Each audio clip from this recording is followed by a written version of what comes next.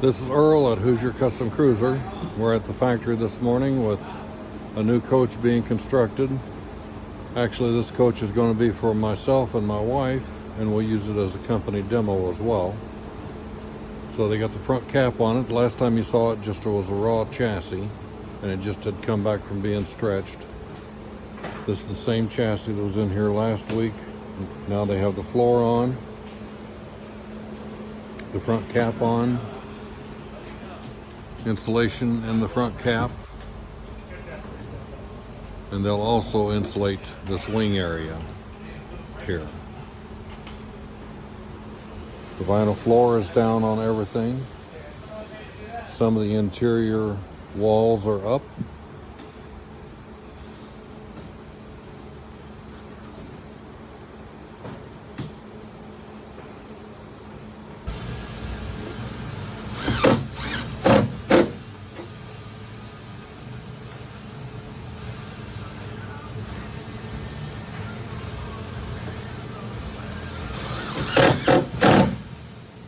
Okay, so here's Ed with Hoosier Custom Cruiser. Ed, you're one of the owners, but you're also a line worker. You Yes, do I am. all the electrical work. Yes, I am. Explain to us what you've done here on the dash. For that, you have your docking lights that get wired in now. You have your electric step that's wired in there now. You have your awning switch that's in there now. The GPS for the radio. You got your microphone for the radio. You have the kill switch, or the switch to switch from the truck battery to run the Garmin from the rear battery. So this all just the dash part here that we can't really see much behind the dash. How long does it take you to wire up just the dash area, everything you have to do in there? About 2 to 3 days.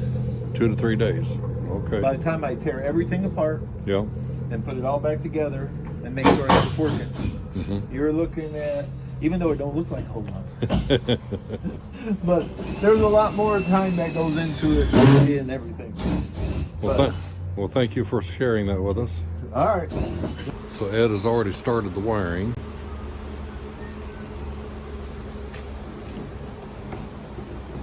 He does everything just one wire at a time. That's Ed.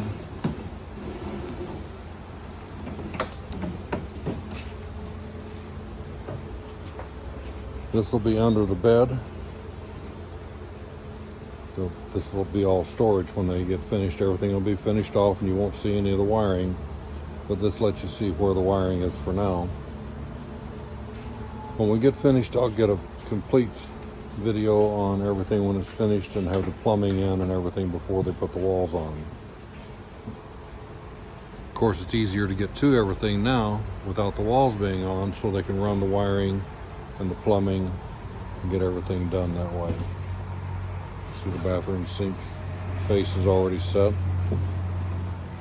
They've cut the hole for the shower pan and another one over there for the toilet. So you can see here, Matt's already installed the holding tanks, the gray water, the sewage tank, and the second gray tank on the other side. You notice those are insulated, all wrapped with insulation, and they have heat pads on the bottom of each tank. Here you can see the holding tanks again, and also you can see the trailer hitch has been installed. Wiring hanging down there ready to finish up when they get to that stage. Right now Ed's running the 110 volt wiring. Say hi, Ed. Hello. So he'll pull all that wiring out here, and then he'll do the 12 volt after he gets the 110 wired up. This is the back side of the sink. You can see here, when they do drill holes down through for plumbing or wiring, everything is done very neatly. It's not just like they take a hole saw and just put a great big gapping hole in everything. Everything is finished off nice. See how they have the grommets around the holes here to go down through the floor.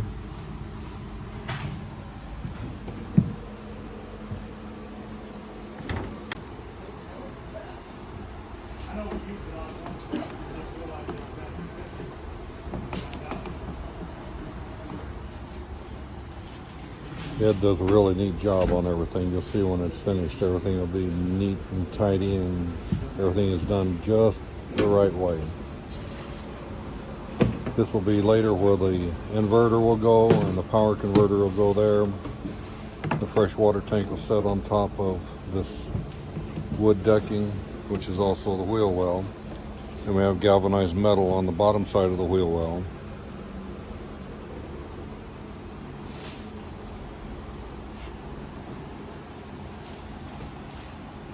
This step well is really neat because this is all one-piece steel. So that's all steel. It goes in a groove inside the floor here,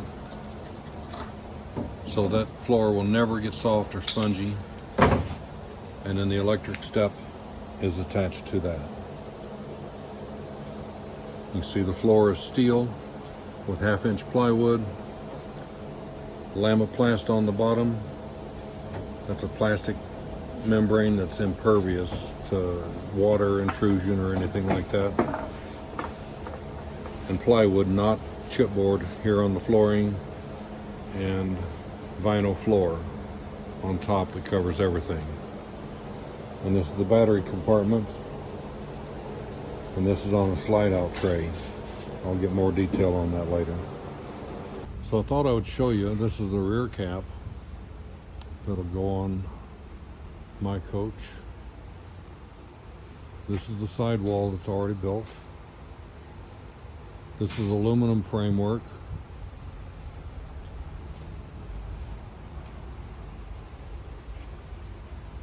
This part will be the slide out room. So you can see that's built into the sidewall, so there's no wasted parts. This will be cut out on all these sections here. And this wall will become the outside wall of the slide out room. The window, you can see here, is all framed on the inside with aluminum. And this is all laminated together. This is the interior side you're looking at, the interior paneling. The other side is fiberglass, of course.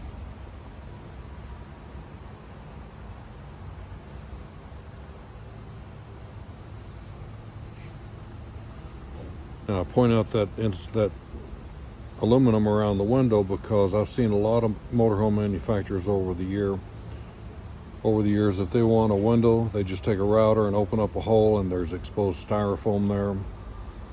And down the road, twisting and flexing and driving, it will leak around the windows, and that causes delamination. We also use Asdale on the fiberglass side of our coach before the fiberglass is put on, instead of a wood paneling or a Luan paneling. This is Asdale.